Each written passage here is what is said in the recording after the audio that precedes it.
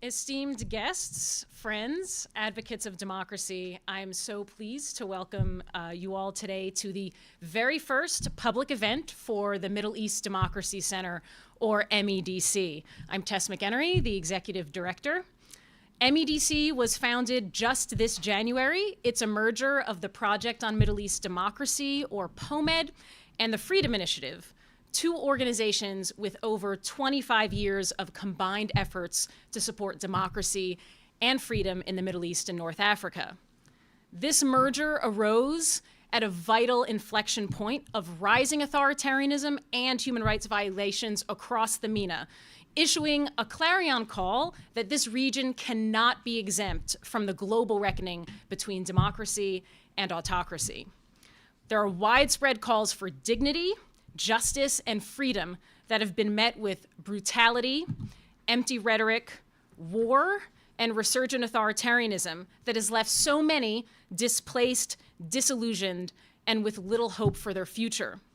The founding of MEDC intends to turn this tide, building on the rich legacies of POMED and the Freedom Initiative.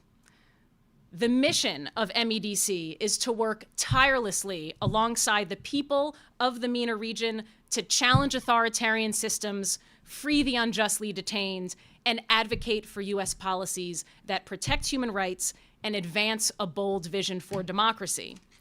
So today's panel discussion is not only MEDC's first public event, it also launches our Democracy Matters initiative. This initiative will forge strong and diverse coalitions of pro-democracy actors across the region, uniting them in common purpose: to articulate bold visions for democratic progress, to devise strategic approaches for reform, and to craft compelling narratives that underscore why democracy matters. During a challenging time of war, immense suffering in Gaza and across the region, and ongoing U.S. support for the war in Gaza, today's event and the Democracy Matters initiative makes the case that democracy is not just a political system, but the driving force for positive change, a guarantor of human rights, and a pathway for a peaceful and prosperous Middle East. So to get our event started, I will be passing the mic to Yasmin Omar, director of this Democracy Matters initiative and the moderator of today's event. Yasmin is an international human rights lawyer who has dedicated her career to defending victims of human rights violations. Before joining MEDC, Yasmin served as a consultant with the United Nations team of experts on rule of law and sexual violence in conflict. I want to extend my heartfelt gratitude to all of those who have contributed to the realization of MEDC and this initiative: our panelists, Dr. Hesham Saam, Dr. Nancy O'Kale, and Dr. Shana Marshall, our partners, our supporters, and the courageous individuals on the front lines of the fight for democracy. I want to thank all of you here and online for your attendance, your voices, your support. And now, over to Yasmin.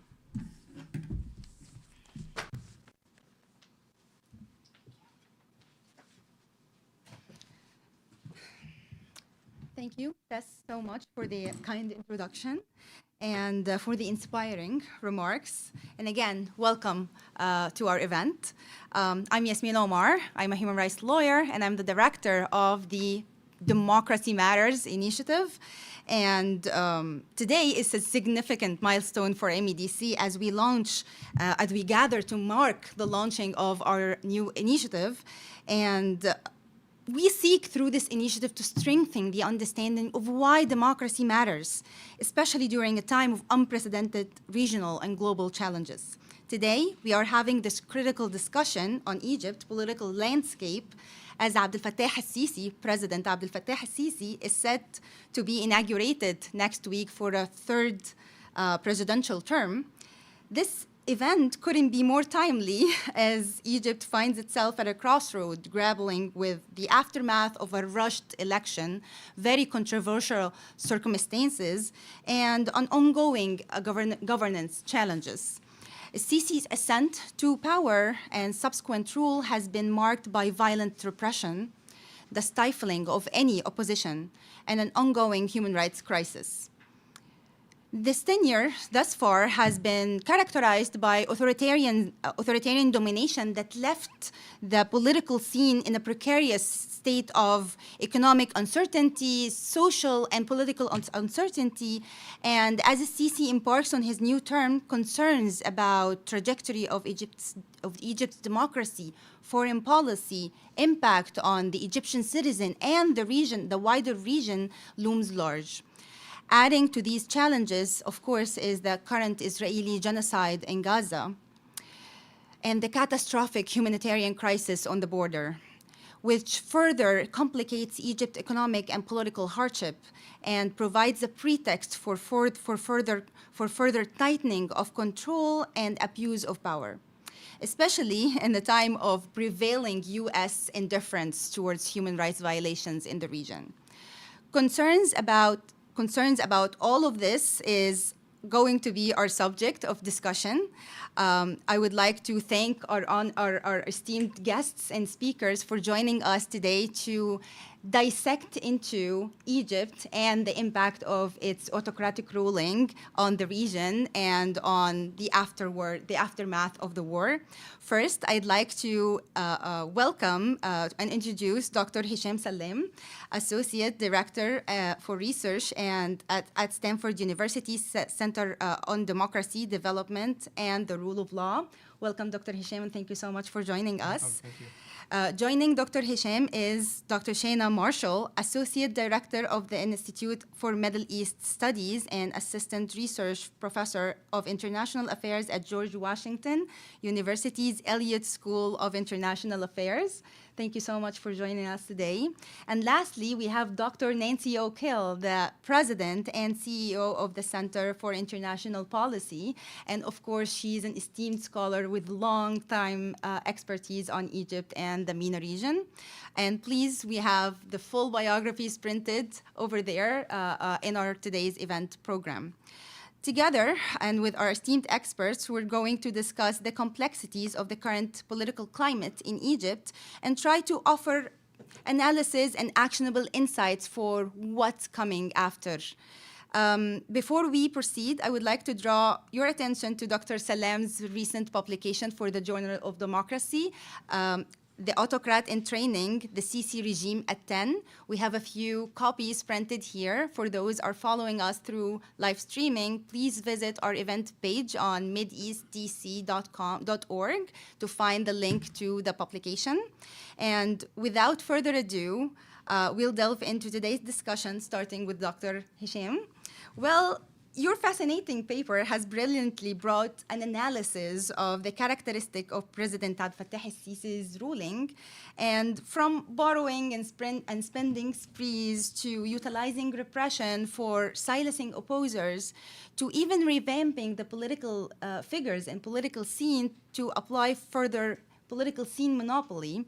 How has the autocratic ruling in Egypt over the past decade shaped the country's political and economic landscape? And what key factors have contributed to the current situation? Well, thank you so much. Before I say anything, I should start off by thanking the Middle East Democracy Center, especially Yasmin Omar, for the kind invitation. I'm so delighted at the opportunity to engage with the center's wonderful community and to share some of my modest thoughts and reflections on the current state of Egyptian politics. I should also mention how honored I feel to be speaking alongside two scholars whose work has been so enlightening and so insightful on a host of different questions, but especially the questions that we're discussing today, Dr. Shana Marshall, Dr. Nancy O'Kill.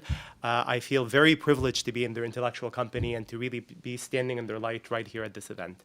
And finally, since this is the center's inaugural event, I should also take this opportunity to thank and recognize and congratulate the two incredible and strong communities that came together to form this center in what can only be described as the deal of the century, so to speak. This is like Kobe Shaq type level partnership, right? Minus all the drama, as far as I can tell. But I'm, in all seriousness, I'm very excited about this partnership and everything that it promises to deliver to advocates of democratic change in the countries of the Middle East and North Africa.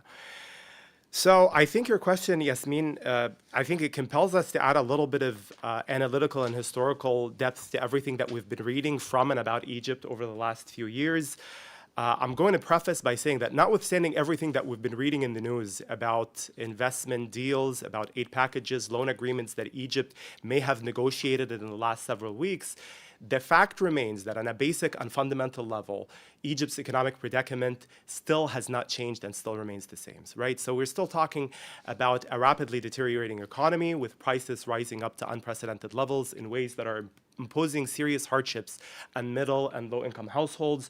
We're still talking about a heavily indebted state with total government debt as of last year reaching 160 billion US dollars.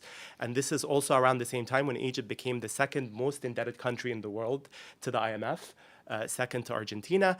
And we're still talking about a reality in which a good chunk of the government spending is still going to servicing debts in a way that is limiting the capacity of the state to protect vulnerable social groups who are experiencing the wrath of the current economic downturn. And by the way, this is a big deal in a country where a third of the population actually lives below the poverty line, and that number usually rises up to above 50% if you add the households that live right above or barely above the poverty line. So you're still talking about a fairly vulnerable, tenuous, and perhaps even precarious economic situation.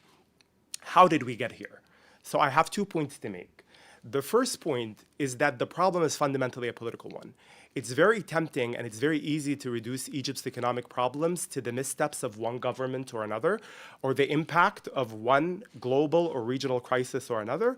But the big elephant in the room with us is Egypt's closed political space, which has remained shut down for the past 10 years and has been fairly out of commission, leaving no room for accountability or transparency, leaving no room for debating economic public policies or deliberating over the wisdom or lack of wisdom behind them, leaving no room for contesting the enormous and costly and burdensome privileges that the military has been able to accumulate over the course of the past decade, and leaving no room for pushing back against the state's continuing transgressions against longstanding social and economic rights. So if we're talking about the roots of economic precarity, I think it's very important to take into consideration the political dimensions of this as well.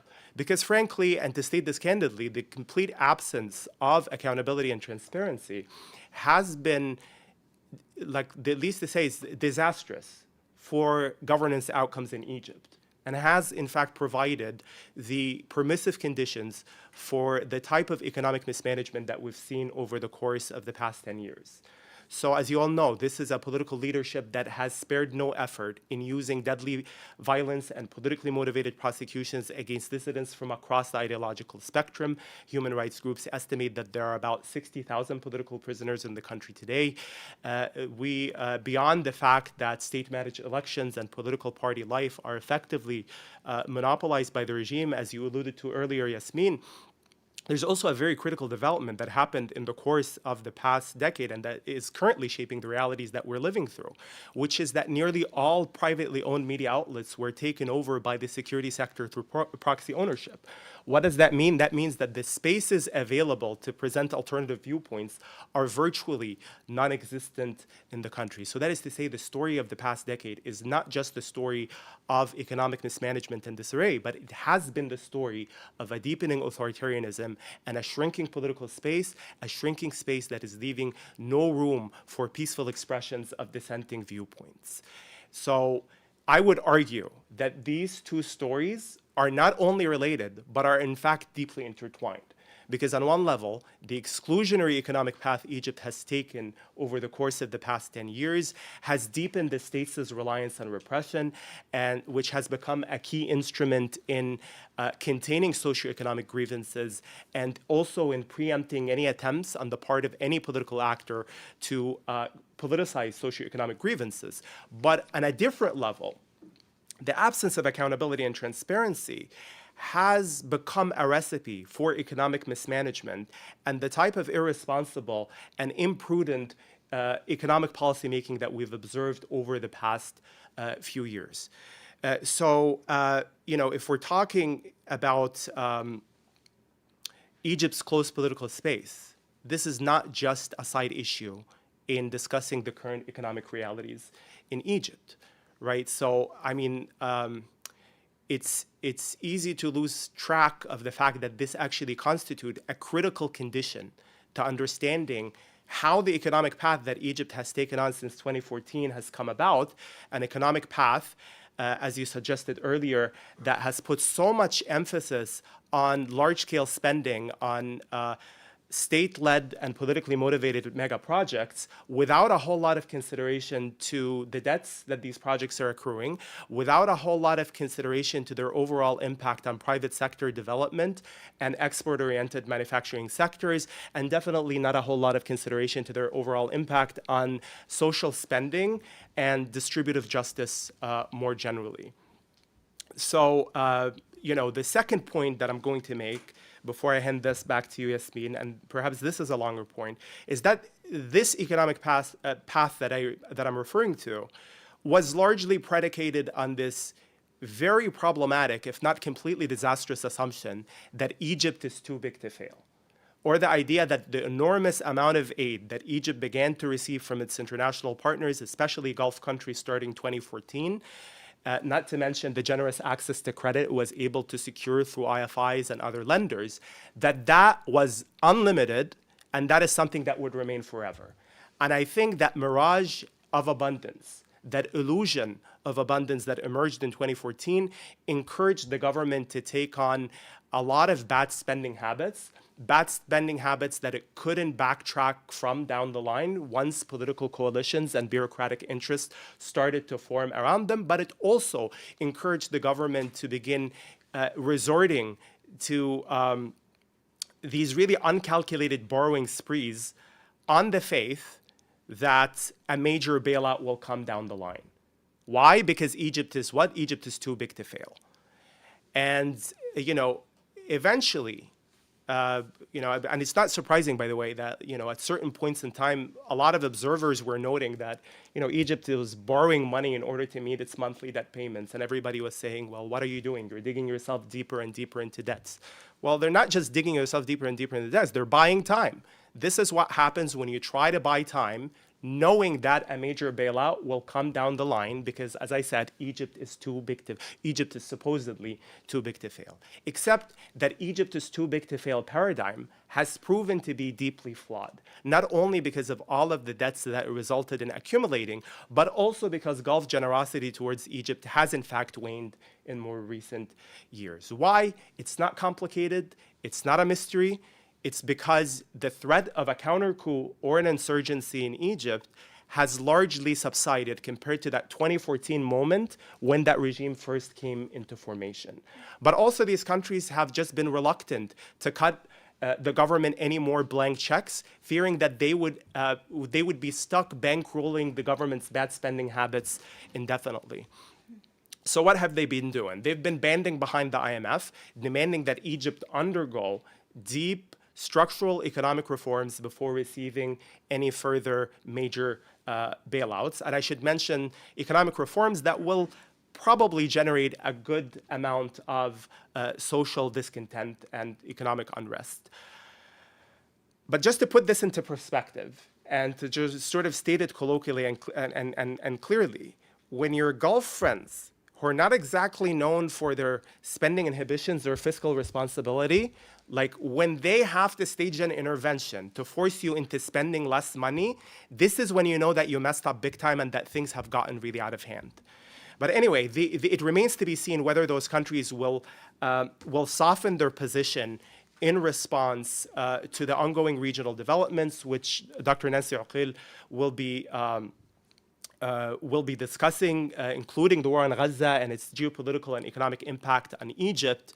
But so far, at least in my modest assessment, I don't see any clear signs that Gulf countries will be willing to give Egypt unconditional economic aid anytime soon, unconditional being the key word here.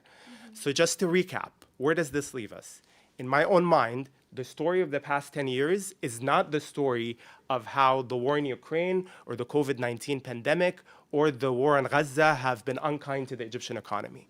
But rather, the story to me is about how the Egyptian economy was vulnerable to these successive shocks because of an economic path that began in 2014 and that hedged one too many bets on unconditional and on unlimited bailouts. These are a set of uncalculated risks that the political leadership took at the backdrop of a very close political space that left very little room for public policy deliberation, let alone any type of transparency or accountability. So this is the truth as I see it, and I'll stop here and hand it back to you, Yasmin. Thank you. Dr. Hisham, this was really fascinating, and you really made it easier for us to go through this discussion, bringing the layout of the circumstances in Egypt now, military economy, and that's exactly what we needed to approach the second question with Shana. And Dr. Hisham spoke about the lack of accountability, transparency, and it's all like military characteristics in Egypt. And given their control of all aspects of political and social and economic life, I wanted to ask you, can you please elaborate on the role of military in Egypt's economy, including the influence on decision-making process and the impact of weapon transfer deals on both the economy and the society and the way the military acts on daily life? Yes, thank you. And thank you, Hisham, for those really wonderful and very well organized comments. I hope that I can even approach that level of organization. Right, there's two sort of separate but intertwined issues, right? The first is military ownership across really all sectors of the economy, right? So, of course, the military has always had factories where it produced things like consumer appliances, pasta, bottled water, weapons, automobiles, fire trucks, ambulances, dishware, cutlery, so really across the entire spectrum. But then after 2013, there was a massive expansion of that. So some of that was basically taking over small shares of existing firms. A lot of it was new contracts. When Hisham was talking about these mega projects, a lot of that was new contracts for all of the Suez Canal expansion, the second administrative capital, the construction of large residential housing units, which was underwritten in many cases by Gulf investment, but the subcontracts and the actual work itself was often doled out to military firms who often would also then subcontract it out even yet to other firms, and then were just sort of skimming off of the top. And we know how sort of ingrained the officer elite is in this entire system. They're, often they are the suppliers or the subcontractors within a lot of these sort of new projects. Yazid Saig has written, very extensively about this. So there was really just an explosion in the amount of money that was coming into Egypt after 2013, largely from the Gulf states, but I should also note from a lot of European and American sort of multinational conglomerates, right, and contractors and builders, right? So it wasn't like there was a military coup and all of these European and American firms were like, oh, no, we better not do business in Egypt because it's, they had a military coup. They were like, oh, great, let's go do business in Egypt because they had a military coup, right? Because what they're looking for is stability and predictability, right? And what they saw under Morsi's government, which was, there were certainly internal problems, but there was also a lot of undermining of that government from abroad, primarily from the Gulf states, right? Because that was a threat to their own regime legitimacy, right? The rise of a democratically elected but religiously oriented government, if that was possible in Egypt, then maybe that would also be possible in the Gulf states, right? So they were very, very nervous about the prospect that this could sort of threaten their own sort of legitimacy. And so you have all of this this new money just sort of pouring into Egypt after 2013. And you also have, of course, all the arms manufacturers, right, in Germany and Spain, in especially in France and in the United States saying, great, the military is back in control. All of these projects, all of these weapon sales that, we were teed up for, that Gulf money is going to underwrite a lot of these new weapons sales, and we're going to be sort of raking it in. And in fact, Germany and France, I think, had their biggest sales years, several years in a row, largely due to Egyptian weapons purchases, which is really incredible if you think about it in the context of this burgeoning sort of debt crisis. Why are they spending, this really enormous amount of money on weapons imports? But for international business elites, they were excited about this. So you have the issue of military ownership, and then you have the issue of these recurring sort of economic crises, which the late political economist Samir Soliman, right, wrote extensively about in his book, The Autumn of Dictatorship, which is a really excellent text about the Mubarak years. But he points to the ability of Egypt to always overcome these crises at the very last minute because there's some sort of global geostrategic meltdown, which Egypt is central to sort of ameliorating, and so they get sort of bailed out. So in the 70s, right, Egypt was heavily in debt, and they were able to sort of switch from their Soviet client status to being a U.S. client, right, because that battle between the U.S. and the Soviet Union was really starting to disintegrate. Of course, the Soviet Union had funded an enormous amount of the infrastructure projects that actually went on in Egypt, and then they switched sort of to becoming a U.S. client state, and there's this massive influx of new investment that sort of allows them to avert that crisis. And then they're again on the verge of bankruptcy in 1990, and what happens? The U.S. invades Iraq, right, and asks Egypt if they can have overflight and refueling access, and so the Egyptians say yes, if you forgive all our debt. The Americans say, yeah, let us go to the IMF and make sure everybody's cool with that. Works out really well for them. And then in 2013, of course, again, there's a massive crisis, and the Gulf states come in with tens of billions of dollars, Kuwait, Saudi Arabia, the UAE, and then under Morsi, investment money from Qatar. And that sort of ameliorates that crisis. And now, of course, they're talking about we're in another crisis again. They're going back to the IMF. They're renegotiating all of these loans. We can talk about the status of those negotiations later, maybe. And then, of course, the Israeli genocidal war on Palestine breaks out, and they say, oh, well, maybe Egypt can get a better deal if they'll just let all these refugees into through Rafah out of Gaza. And of course, you see the military building, right,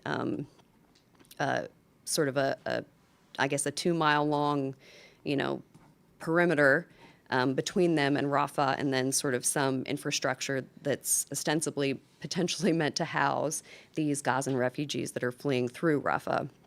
So again, you have this sort of last-minute, 11th hour sort of miracle that is going to allow the regime to sort of avert that economic crisis. And in particular, in this current context, this massive sort of repeated sales of state-owned firms, I think the current sort of wave of privatizations, right, there's 38 of the remaining sort of state-owned firms across 18 sectors that the IMF has said that Egypt needs to privatize. And then the Gulf states, of course, coming in and saying, we're happy, to invest in these firms, but that also means that now these Gulf states actually are going to own a lot of Egypt's economy. And so what you're seeing like a tension between Sisi's government trying to placate the Gulf states by allowing them to sort of buy up all of what are left, I would say, are like the crown jewels of the state-owned economy, right? The tobacco industry, oil and gas industry, including Wataniya, which is a military-owned oil and gas firm, the bottled water company, which is, of course, one of the military's sort of most famous firms. And so you see the government trying to, I think, the Sisi government trying to sort of negotiate with these Gulf firms that want in to these investments, and then mediating what I imagine would be substantial domestic opposition to basically selling the entire state to Gulf investors. And so you see a lot of domestic Egyptian sort of business elites being the military reaching out to them to try to get them, either willingly or unwillingly in some cases, to put up their money to actually float some of the privatizations of these state-owned firms as an alternative to just sort of selling everything in a fire sale to Gulf investors. And I think that the tension that has caused between the Gulf states and the Sisi regime is going to be, I think, really critical in the next few months. Shauna, this can't be more precise or on point, because we have seen Egypt benefiting from what experts have been noticing. They've been benefiting from the war on the border, been approaching deals, whether it's from the IMF, whether it's from the Gulf, and this narrative has been completely clear also on the regional wider narratives, which brings me to ask Nancy, and can't be like more directed to anyone but you. Well, Egypt has been a proximity and a historical relationship with Palestine and with Israel, and it makes Cairo a pivotal to any stable outcome from the current war on Gaza. On the other hand, the war on Gaza has brought significant implications for democracy and for human rights inside Egypt and in the region. How has the U.S. foreign policy, Egypt foreign policy, and the militarization in both affected the region, and what are the challenges arising for accountability and for human rights? In sum, what did the war reveal about the international system and the regional system? Well, thank you, Yasmin, and thank you so much, Tess, as well, for having me at this important event. I've been on panels with Shana and Hisham before, and they're always a hard act to follow, and I don't know why I keep doing this to myself, but they make my job easier. And again, it's just like the nuance they provide and the eloquence and the organized ideas and thoughts that they have makes it easy to really look at this from a different angle and see why did we end up here. And I want to start by your last question, the last part of your question, what does this tell us about the international system? Any crisis that happens, particularly global crises, is always a moment of clarity. It provides clarity about our capacities, systems of governments, international relations, and theories of change. And it just like brings also, to light the pathologies of our system.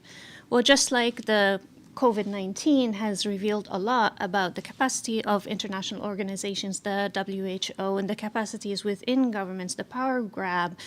And just like as COVID-19 affected people with underlying pre-existing health conditions more severely than healthy ones, and so does other crises as well. They hit countries and governments that have underlying problems and bring them to light, and also magnifies them. Except Gaza is not a crisis, it's not a national disaster that happens to us. It's man-made, and we're all responsible, and we're all implicated. It's something that is happening by particular actors and can be stopped. And that's the important thing to note here. Now, the things that it reveals things about effective governance domestically and around borders. It reveals a lot about regional dynamics and on the effectiveness of and independence of international institutions and the so-called rule-based world order, and about the theories of change and assumptions upon which the foreign policy towards the world, particularly from the international Western developed world and great powers to our region and what it means. And I want to start by the last one. And I think if we can summarize it in the overall approach towards the region from the U.S. perspective, have a lot of problems. One, it's becoming more and more transactional. Second, it's highly militarized. And third, it is based on the conception of arms for peace, which means instead of addressing the issue and the problem and seeking lasting peace that is based on justice and human rights and dignity for all, it's based mostly on control. And this control is dependent on strongmen, that they think and assume that they are stable and staying on forever, and also reliable allies. So that's one thing. And because of that, we see some of the four so-called normalization deals, which is the Abraham Accords, were basically a manifestation of this. These were not normalization deals that is granting and dealing with people equally, particularly looking at the occupation and the status of the people in Gaza, thinking that this is a marginal issue that is going to go away just by ignoring it.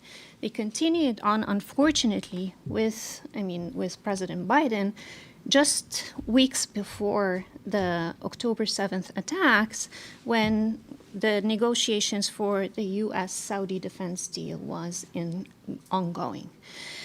And we've seen the result. Not saying that this is in any way a justification or a direct result. It's an accumulation of the overall problem. And all of a sudden, they just always get surprised that things like blow up in our face. The second thing is that it challenges, I'm just going backwards, with the international institutions. We are seeing international humanitarian organizations, or generally multilateral organizations, like the World Food Program, with all its capabilities, with all its resources, they cannot pass food and essential medicine into Gaza. They just cannot. And it's not an issue of resources, it's an issue of political power and political demand. And also, it brings to light another issue on the side, that we keep on talking about this rules-based world order as if that this is the ideal way. Only if we relinquish US hegemony that this is what we are going to end up with. But as we see that in reality, that they are not independent and they're not effective. And also, looking at the United Nations itself, we've seen how the role of the United States, China, and Russia have been just like playing chess with the world. It's like, you veto this, I veto that, I abstain. And it's just like really an embarrassment for all of us. And again, it's on us. We keep on working within this system, thinking that we can ameliorate it by just like patchwork, instead of really rethinking those issues. And the problem with rethinking those issues is because the politicization internally in the US and other countries of those issues. Because when you come and talk about the rigged system and the problematic system and corruption of international institutions, that puts you in the camp of the conservatives and the people that we are fighting. So that becomes a priority over actually facing problems that we are seeing and carrying the brunt of it, not us. Of course, the Gazans are the first place. And then coming to regional powers, and I think Shanna just like put it like really eloquently, describing really the problem of the Gulf like bailing out Egypt every time. And as Hisham said, is like always that Egypt is too big to fail. And it's two things. Egypt is too big to fail, and they're playing a game of extortion, because this is what Sisi provides, warn the people. You've seen what happened in Syria. They're a quarter of the size of the population of Egypt. Imagine if you have a crisis with a country the size of Egypt. So it's like this extortionist view.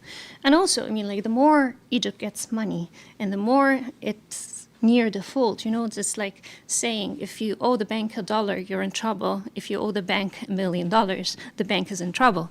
And this is the case. That we're seeing that that every time the IMF provides a loan, that Egypt does not keep up even with the rules and the conditions that it puts on.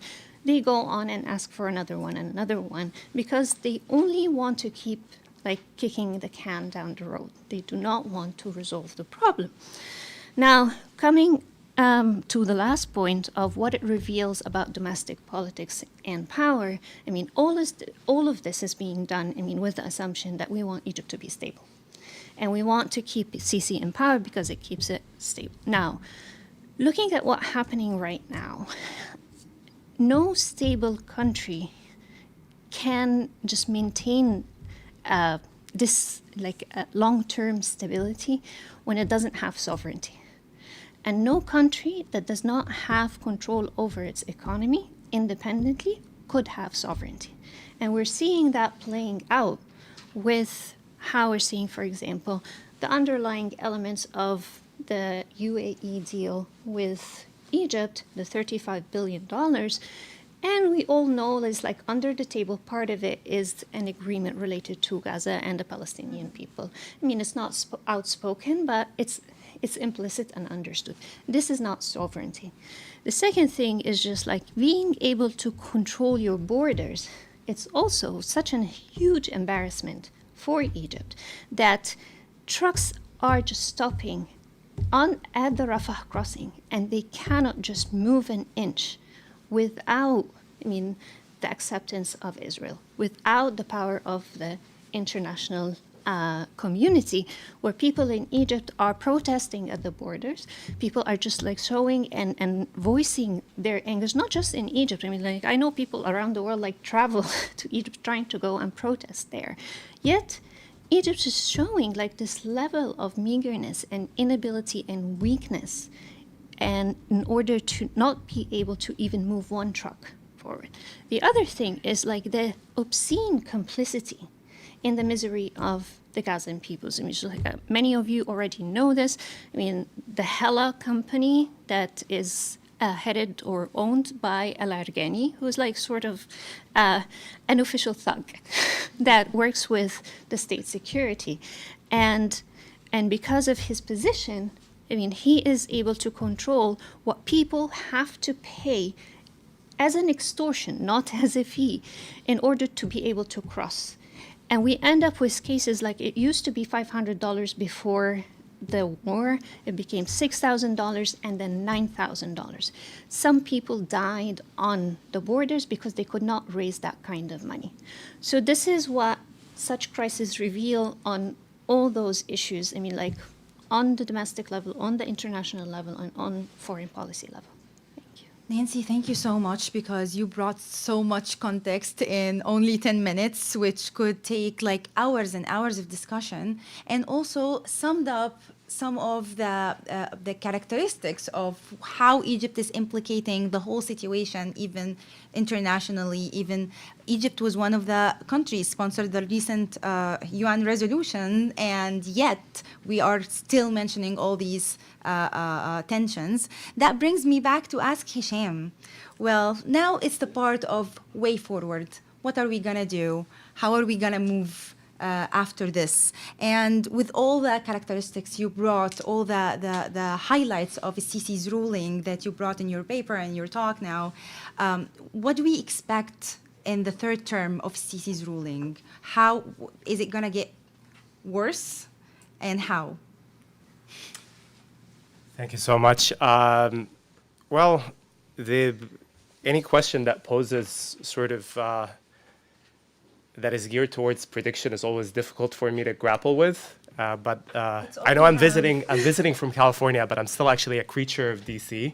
And I've come to learn that whenever anybody asks you to make a prediction about the future, all you need to do is just to make a vague statement that's non-falsifiable, like the next 6 months are going to be very critical, which means absolutely nothing. But so yeah, the next 6 months are going to be very critical. I agree. But anyway, I mean, I can't make any prediction, but I can tell you what I'm going to be looking for, and I think everybody will be looking at how the Egyptian government will be using the very temporary and conditional lifeline that the investment deal with the UAE and all of the dollars that actually provided the Egyptian state with, how that and the IMF loan, how that lifeline will be used by the Egyptian government. And here the question that people are posing is whether the Egyptian government will be using this as an opportunity to lay the groundwork and foundations for a change in course, a change in course that moves us away from the business as usual of the past 10 years of large spending on transport infrastructure and large state-led mega projects, and instead advance a national economic development strategy, right? So a national economic development strategy that has the legitimate buy-in of the Egyptian people, and that also engages the private sector on fair terms, and that a strategy that prioritizes social justice and that secures and protects Egypt's sovereignty and political independence, which, by the way, is something that the IMF and the Gulf countries are not going to do for Egypt. You need the Egyptian people involved in this process in order for this to actually happen. And finally, a strategy that distributes the costs and the burdens of economic recovery and economic reform and transformation in a manner that is just, that's fair, that's equitable. Achieving this, in my own mind, is not just about convening the economists and adjudicating between one economic rationality or another, but it's actually about opening the political field in a way that allows for meaningful transparency, meaningful accountability, and most importantly, meaningful public debate about Egypt's economic future. It's not just about restoring faith in the economy, but it's about restoring people's faith in the political process and their belief that that political process provides a viable and credible vehicle for advancing long-standing popular demands for economic justice. I think we've all experienced for the past decade the rule of the one voice, and by all objective standards and setting aside all polemics, the results have fallen short and they have not served the Egyptian people well. Now you need the legitimate buy-in of the Egyptian people. You need the support of strong and credible political institutions that can hold governments accountable and that are capable of representing Egypt's national interests and to dig their heels in and uphold Egypt's national interests in the face of IFIs and other investors and other creditors who may not have Egypt's best interest at heart. And once again, I'll repeat that the IFIs and the Gulf countries are not going to do this for Egypt. Egypt needs to do this for Egypt, right? It's not just about, I mean, I don't want to sound polemic, but Egypt doesn't need another sugar daddy or another like Splenda daddy or any of these people. Egypt needs a national economic development strategy. And so this is, so that is all to say. This is like a long-winded way of saying that I'll be waiting to see whether the political leadership will rise up to the occasion and enact the political changes that are necessary to be able to grapple with the impending economic challenges that Egypt is confronting at the moment. But I'll be very honest with you, Yasmin, and here's the plot twist: I will not be holding my breath. The second thing, and very briefly, that I'll be looking at is the regime's management of its own political apparatus. As I've written a little bit about that in that Journal of Democracy piece that you've mentioned, but I've also discussed that in finer details in my Jadaliyah article, Grooming and Gaslighting in Egypt's New Republic. But to make a long story short, since 2018, the political leadership has invested a great deal in the Mustaqbal Watan Party, which has become its de facto political arm. This was partly the product of the regime's realization that it cannot work the political field effectively without a viable ruling party, and partly the pressures that are coming in from the traditional political classes that were inherited from the Mubarak era and who are now demanding political access and political prestige. So, but to make a long story short, despite the fact that the party now is holding this high profile and it's been stuck in what I call this acting ruling party space, where it's not a ruling party, it's an acting ruling party where it's responsible for holding and managing the majority in parliament, but it's not recognized, and it's also tasked with, as you've seen, you've mentioned the election, in mobilizing supporters on behalf of the regime during election seasons and critical moments, but it's still not recognized as an official ruling party. So I'm gonna be seeing whether this Mustaqbal Watan Party over the course of the next year and in the aftermath of this election will be able to break out of that awkward political friend zone that it's been stuck in with the ruling establishment over the past several years, and whether it will be playing a bigger role in governance and in bureaucratic structures. And I will be seeing how this evolving relationship will affect the regime's ability to manage state-led politics, as well as its own ability to manage its own personalist sensibilities and its long-standing resistance to any type of institutionalization inside of its own political machine. And I'd be happy to talk about this in the discussion if people are interested, but again, I will not be holding my breath. Thank you. Well, we understand that predictability is not something that we expect with Egypt, but thank you so much for laying out the markers to what to expect in the upcoming phase, not 6 months, of course, probably more. But giving the same context, it's the time of making a lot of big decisions, economically, security-wise, and given that the military has been doing all these decisions, security sector has been making all these decisions, I wanted to ask Shana, what to expect, how the military rule is going to evolve in the upcoming Sisi ruling term, and what to expect this role to how would it impact the war on the side, and impact all the economic deals that are taking place now in Egypt, and how this would affect the Egyptian people. I will also say that the next 6 to 8 months will definitely be critical.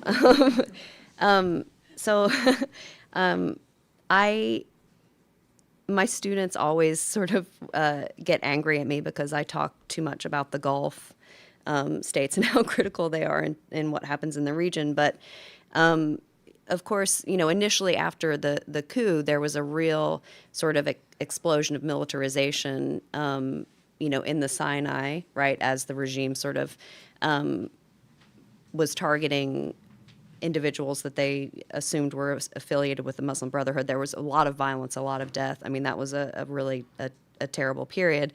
But now you have the continued sort of militarization of the Sinai in response to Israel's war on Gaza. But I really think that the UAE still is really critical in terms of what we're seeing. So not only, I mean, you can look and you can see that the UAE has absolute sort of impunity in what goes on in the region, especially in terms of what they've been doing in Yemen. And I would encourage folks to watch that BBC documentary about the Emirates assassination campaigns using American mercenaries to hunt down regular sort of just political party members in Yemen, right? But also all of its sort of activities in the Horn of Africa, trying to secure access to ports and basically expand its sort of imperial sphere of influence, right, in the entire sort of Red Sea African coastal sort of area. And I think that's very much tied in with this. The Abraham Accords, I think, were really fundamentally about the Emirates and Saudi Arabia being able to collaborate and coordinate with Israel on issues related to weapons technologies and surveillance technologies. Of course, the UAE has had some of these partnerships going back to 2007, which is not so this wasn't like a huge sort of break for them, but it was going to allow for just a really dramatic expansion of the sort of partnerships between Emirati firms and Israeli firms. And I think that because that partnership, those relationships can't move forward until there's a resolution of the Israeli war on Palestine, that the Emirates are very, very sort of laser focused on Egypt being sort of the linchpin or the release valve for that conflict. And the way for them, to sort of realize that outcome is by getting the Egyptians to basically take in all of these people fleeing Gaza. Now, the Egyptian regime, of course, has been very, I think, resistant sort of publicly to that, right? They imprisoned that police officer, right? An Egyptian police officer who said something about solidarity with Palestine, and then he sort of disappeared or arrested and taken to prison. So it's sort of unclear to me whether the Sisi's government is is just trying to sort of look tough, like we're not, going to be the solution to basically a problem that Israel has obviously created. But I think that the intensity of that military relationship between, I guess, a triad, really, the Gulf states, Israel, and Egypt, is so critical and important to the Gulf states that they are willing to sort of, maybe sacrifice Sisi as an individual leader, right? So you would have, a change of whoever's leading the government, but not necessarily a change of the regime itself, and the military as sort of the head of the state, or the sort of pillar of the state. But that's sort of what I'm expecting is something that is potentially sort of in the ether in terms of that relationship and how that's going to play out in terms of the war, the Israeli war on Gaza, and how that is really going to create, I think, an enormous amount of spillover violence and further militarization and securitization of that whole sort of region. Thank you, Shauna. And also another thing to watch for. That takes me to Nancy to ask you the big question. Sorry, you're having all the aftermath question. Well, looking forward, what strategies should be employed to address all the challenges posed by the U.S. foreign policy militarization, and to promote a greater accountability within the international system, within the war on Gaza, and also for the corruption and for abuse of power in Egypt and in the region? And do the current circumstances play any role in stabilizing the Sisi's autocratic rule? A lot of observers think that Sisi always benefit from international disruptive incidents. He's always benefit from others' agony, and evidently he's been negotiating a loan with the IMF for $3 billion and eventually got 8. So as you mentioned, there is a deal under the table. How do we look at this, and how do we proceed? Right. I mean, I want to refer to Hisham's just like analysis of this, because it's quite nuanced and revealing, because a lot of people always assume whenever there's a crisis, it works in the benefit of Sisi or the dictator. This one is different. And this one is different not just for Egypt, but internationally. For Egypt, the issue of Palestine and the issue of Gaza is, as Hisham puts it, would mobilize constituencies that would otherwise be apathetic to other issues, right? Democracy and human rights. And this puts Sisi in a very vulnerable situation. Vulnerable situation towards the people, I mean, their anger and absorbing their anger, adding to that also, I mean, the economic decline. Also, his vulnerability towards the military, because the military's most important goal is to preserve itself as an institution. The moment it feels that he's a liability, they will throw him under the bus. I mean, to what extent he is securing himself, he's like have a very tight circle of power and very low threshold for trust, and he has his 2 sons in very critical positions. So he's having all that, but the enormity of what's happening right now is not as any other crisis. That's one thing. Internationally, also, we're not in 2003, where the U.S. would go and invade Iraq, and people would just like sit on their hands and watch. I mean, not that people were sitting in their hands. I mean, like my first protest in Egypt was about that. But if you look around the world, I mean, people, the reason why we have, I mean, I'm not going to talk about the US, but talking about normal countries, where we've seen shifts in their position. We've seen, for example, the position of Germany at the beginning of the war and now. Those shifts are not just coming from thin air. These are coming because of people's pressure and other factors. But I've never seen such solidarity around any issue, particularly around Palestine, across the world. And that's why people who imagine that this is an isolated issue is like, it's a misdiagnosis. It's affecting everyone, and people are seeing it as an insult to our humanity and our integrity and our dignity. So the rise and activism that we're seeing in various spaces, like even in the art world, is significant. And that's why the problem with the US and the international community putting their bets on governments is a huge mistake, because those governments, as well as any political animal, will care about their stability, and their stability would not stay with the anger of the people. So my bet is on civil society, and this is what we need to continue working with. For the most important tool we have is accountability. And this is what we need to keep pushing for. And I want to leave time for discussion, but over the past 2 days, we were expecting a decision from the State Department on NSM 20, which is National Security Memo, about whether Israel is abiding by or is not in violation of international human laws or U.S. laws. I mean, the evidence are there, and they're obvious. Is the U.S. capable of coming today, as it has been flip-flopping around the thing and saying no, they're not in violation? I mean, they have been making those absurd statements before.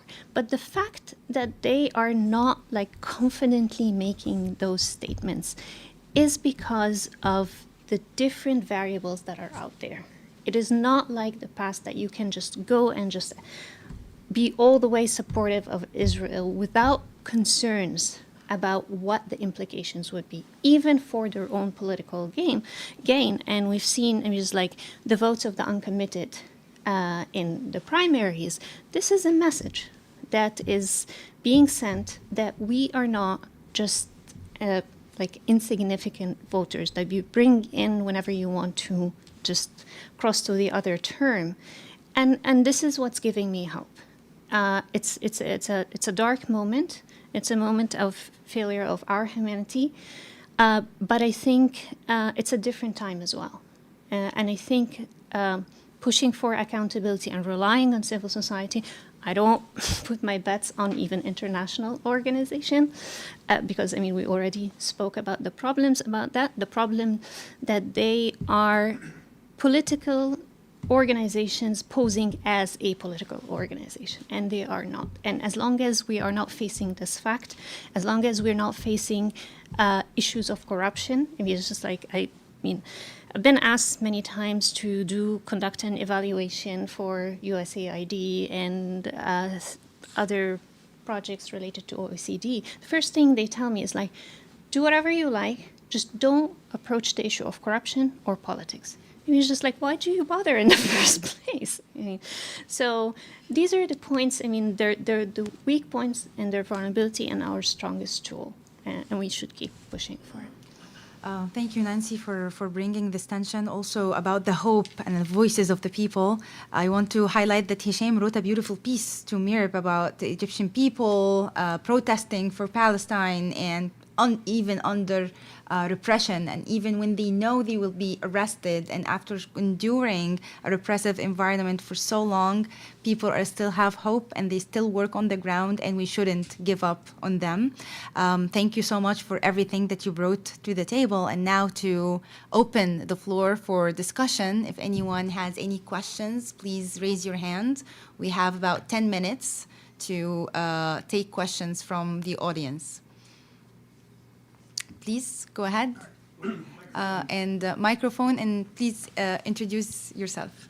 Thank you. My name is Sabur. I work for the Solidarity Center. Thank you so much for the insightful debate on the crisis in Egypt. My question is, in light of the deteriorating political situation in Egypt, what are the lessons learned from the first 2 terms of Sisi's rules in Egypt for the civil society organizations, independent media outlets, the labor unions, and other democratic institutions, and what strategies should they invent to approach his 3rd term? And my question is to Dr. Hisham Salam. Thank you. Should we group a set of questions and maybe pile them on? Yes, probably. If anyone else has any questions, please. And I see also Amr over there. Thank you. This was a really wonderful panel. My name is Nate Grubman. I work at the National Democratic Institute. I think one of the interesting takeaways of Hisham's piece and of this session is that economic decisions that might be objectively foolish or foolish for the Egyptian people as a whole benefits particular groups that form a part of Sisi's coalition. I'd love to hear a little bit more about how the conditionality of aid, the reforms that might be pushed upon this regime might change its political economy. What sorts of reforms would be sufficient to create conditions for the course change that Hisham described? Thank you all so much. Really wonderful panel. Thank you. Another question over there. Thank you. I have a couple of questions, if that's okay. One's for Dr. Hisham and one's for Dr. Shayna. The first for Dr. Hisham is, to what extent do you think that the successive economic crises have affected Sisi's the consolidation or the fragmentation of his elite? Thinking of your grooming and gaslighting piece, has it facilitated further fragmentation for some coup-proofing or purposes, or has he consolidated a little bit more for some of the same reasons? And for Dr. Shane, I was wondering, you talked a little bit, you talked a lot about the relationship between Gulf and Egypt, and at some point here in DC, the Gulf was bankrolling Sisi's PR, right, and the Egyptian government's PR. To what extent do you think this crisis is going to change their consolidated front in DC, so to say, right? Like, as their interests diverge and some countries are a lot wealthier than others, to what extent do you think that's going to affect Egypt's standing in the city? Thank you. Also, given the Menendez news and what might that implications. Thank you so much. We have multiple questions for Dr. Hisham, so we'll start with you. Lesson learns. All right. Well, so I'll start with Sabur. Thanks for raising these important issues. It's very difficult to talk about strategies for change in an environment that is so oppressively closed. I mean, one of the things that distinguishes the political status quo from the years of contention that preceded the Arab uprisings is the discrepancy in how the political space is managed, right? So we definitely see that clear departure from this model of liberalized autocracy that used to exist in the decades prior to the Arab uprisings. And, this was a moment in which, of course, liberalized autocracy, I think my friend and former dissertation advisor, Dan Brumberg, always used this term to describe the tendency of autocrats, not just in Egypt, but in the Arab world, to use limited political space and limited liberties and to erect the facade of a democratic process through state-managed political competition. Everybody knew that Hosni Mubarak was there to stay. Everybody knew that Ali Abdullah Saleh was there to stay. But these were ruling establishments that had a vested interest in erecting the facade of democracy and in allowing for some competition during election seasons, allowing for some expressions of the dissent in the media, allow for some nominal but sometimes meaningful power for elected institutions, parliaments, legislatures. And in a reality in which all of this has just been negated and completely obliterated, it's very difficult to talk about strategies for change from within. And I think this is one of the structural impediments that I think is facing Egypt's political community. One of the things that is so distinctive about the mode of state-managed politics that exists in Egypt today is that the state is putting much less emphasis on these formal political spaces. There's no interest in the elections. As a matter of fact, there's no interest in even choreographing the slightest hint of competition. It's not where the political leadership's head is at. The name of the game for them in terms of where they're trying to create that facade of democracy is in these convention center spaces, these highly choreographed spaces that are happening through things like the national dialogue, the youth conventions. And it's not coincidental that this so-called national dialogue that is happening right now is managed by the same state-led body that actually, produces and organizes these youth-led political simulations, like political simulation of the Egyptian government or parliament, et cetera, et cetera. And this is the same organization, the same body that is actually organizing the dialogue. That is to say that I'm copping out of this question a little bit by saying that the structural impediments are so close that I don't see how we can actually move away from this just relying on the initiative of civil society and on the political community, the independent political, I'm not going to even use the term opposition, but the independent political community that still somewhat exists in Egypt at the moment. And I think the onus, but that said, the imperative for making these changes, the imperative for creating that space is actually increasing from the perspective of the political leadership for the reasons that I've outlined in my presentation. And that maybe gives us maybe like 1% hope. But again, I'm not, to sort of return my earlier statement, I will not be holding my breath. Conditionality of aid, I'm going to make a very quick comment here. I think it's important to mention if we're talking about conditionalities, the conditionality assumes that there are serious international actors and that there are serious people here in Washington, D.C. who are interested in promoting political change, progressive and inclusive political change at very high level of policymaking. I'm not talking at the level of implementers. I'm not talking about the level of bureaucracy, but that assumes that there's a political will that exists. And I think from the perspective of anybody who's lived the course of the past 10 years, I mean, Shana Marshall mentioned sort of the US responses and European responses to 2013 in Egypt, but also the same story repeated itself over and over and over again. Egypt, you're talking about transgressions that kept happening in Saudi Arabia and by the Saudi Arabian regimes in other countries, transgressions that are happening all over the region. Tunisia happens, everything, all of this happened, and yet the response has been thoughts and prayers from the US government. So once again, I think, if the point of departure, if the political will is there, I find it very difficult to think of a path where you can actually, a process by which these actors, especially, if we're talking about the United States and the EU, to actually dictate the terms of political change. I just don't see political will, but obviously the low-hanging fruit, from my modest assessment, I would love to hear what, Dr. Marshall and Dr. Aqil have to say about this. But my thinking is that the low-hanging fruit right here is the question of political prisoners. I'm not talking about fundamental political reforms. Just if people have been, behind bars for over 2 years in a context in which it's illegal to actually keep people behind bars if they haven't been convicted or taken to trial, just release them. Implement the laws. Implement the laws. Let's not have a discussion about it, not have a dialogue about this. Just implement the laws as a starting point, as a way of showing goodwill and lending credibility to that process of dialogue that you've instituted. So this is would be a good place. It's not a great place to end, but I would say that this would be a good place to start. Amr's question, I'm just going to say very quickly, this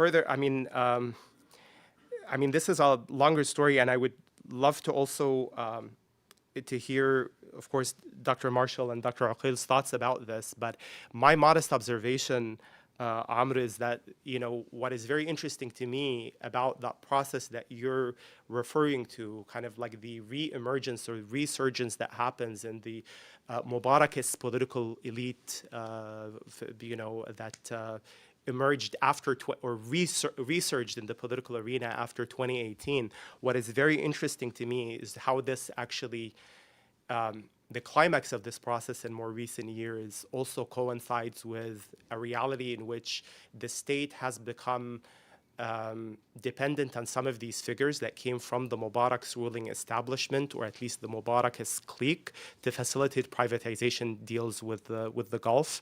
And a lot of people are pointing towards situations where particular interlocutors are coming back to the public arena because of the role that they're actually playing in facilitating these privatization and investment deals that are some of them are ongoing and some of them are in the news. There's more to be said, but I'm just going to cede the floor to my colleagues here.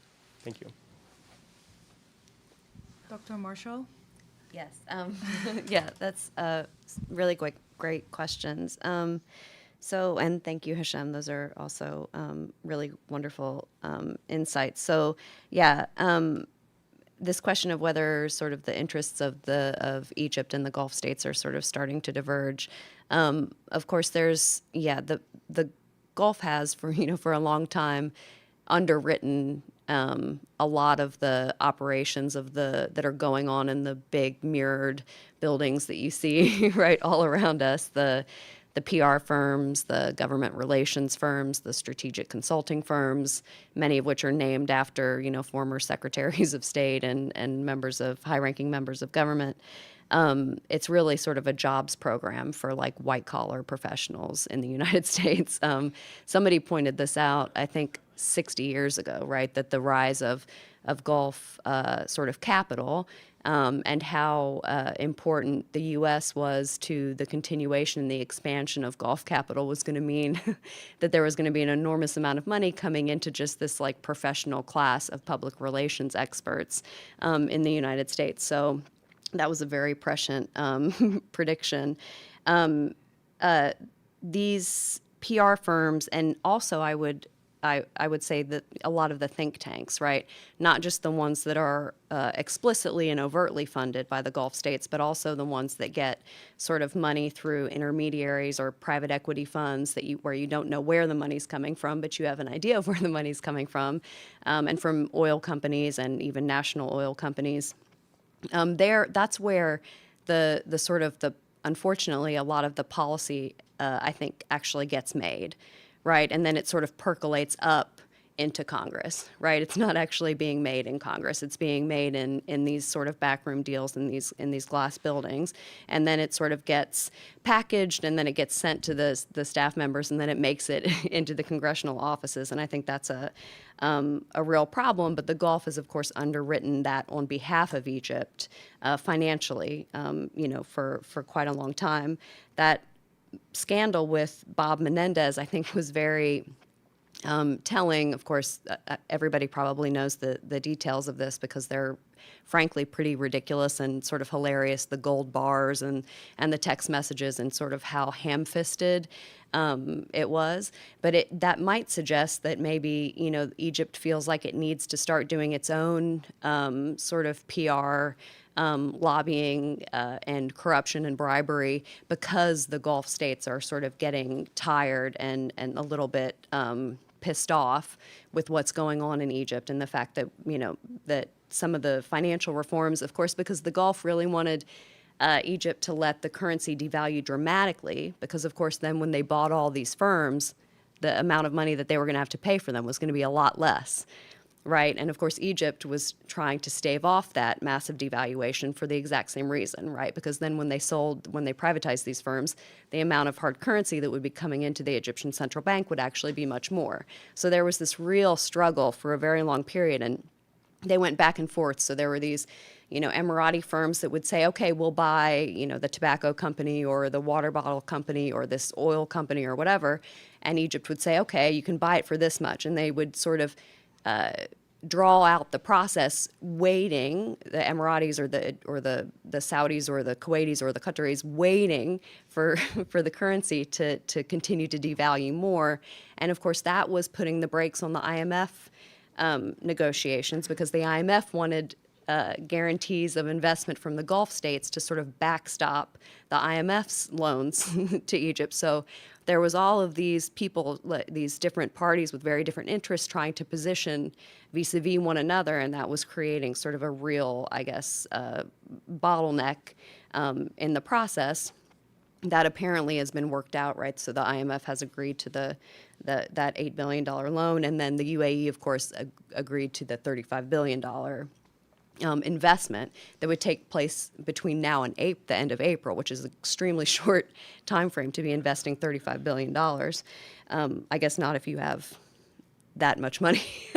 The currency of the realm is currency, right? That's a famous line from Pirates of the Caribbean 2, a very underappreciated film.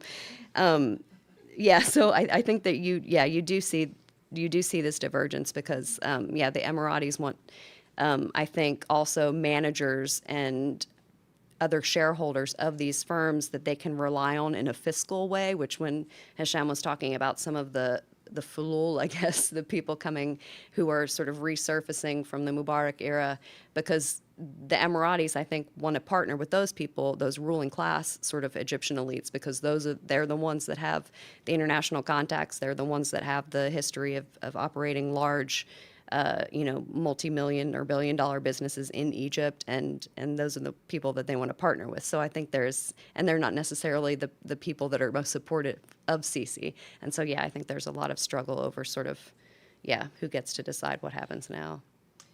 And the last word goes to Dr. O'Kale. And especially, I would love to hear your perspective on the conditionality of aid and how will we move forward. Well, I mean, one of the biggest problems we have, not the biggest, but the issue with the lack of aid conditionality from the U.S. towards Israel is it sets a precedent, completely undermines the credibility of the U.S., and it makes it very difficult after that to try to impose conditionality on other countries where we're seeing using U.S. weapons, even that was like implicated in the killing of 30,000 plus people in 5 months and causing a famine. So this is why, it's one of the things that we are focusing on here, with folks who are working on foreign policy in general, but also particularly on Gaza, not just for the current moment, because again, as we say, what's happening in Gaza is only a symptom of a bigger problem that we have. And this is why it's important to address this. Again, issues like, for example, like corruption cases like Menendez. I mean, it's just like, if he gets away with this, hopefully not, it just sends all the wrong messages about not just the integrity of the system over here, but what is being permissive with other countries, with other dictators. I mean, of course, we've had enough talk about the double standards in so many ways. Is like not all people's lives are valued the same way. Also, the perspective of the view of people in the Middle East in general has been like that for a long time. I mean, they deserve their dictators kind of work. The other part is just wanted to really quickly touch upon the issue of reforms and like Hisham, I'm not holding my breath, but no matter how the government is trying to close down the political space, at the end of the day, people need to have their own survival mechanisms. And by doing that, it's not called politics, but they self-organize, as we find right now, which is actually dangerous and puts the government in a vulnerable position, is the parallel structures that people informally organize. Like, for example, having certain professions, like in the media or musicians, get together and decide that they're going to raise their fees into a particular level, and they all agree on it. This is politics. And also, I mean, whether within the unions and outside the unions, Egypt has a huge informal sector, and there's a lot of play and dynamic within that where people are also, fascinatingly, it's like the YouTubers the women who sells products online, they have been coordinating together to what extent an inflation level of increase of prices is acceptable. These are all ways of self-organizing that also undermines the government, because you're creating another. Other people are actually relying on their own security, agencies and private security firms, because they are not relying on the government. These are all ways of acting politically without it being looking political, and also at the same time it's undermining the government. And just one thing about the lobbying, it wasn't just the Gulf. I mean, like, the biggest lobbyist for Egypt during the coup was Israel. I mean, doing it it's like in charity, of course. So it's not just that. I mean, it's just like, and my colleague here, Matt Duss, I mean, always says, like, it always starts with campaign financing if we need to reform anything, because it's key in actually how we proceed from there. Thank you very much. Dr. O'Kale, Dr. Marshall, Dr. Salem, thank you so much for honoring us with your presence today, for sharing your extensive expertise and fascinating perspective on Egypt, the region, and the world. And on behalf of myself and the rest of MEDC team, thank you. And thank you so much to the audience via live streaming and in person. Have a good night.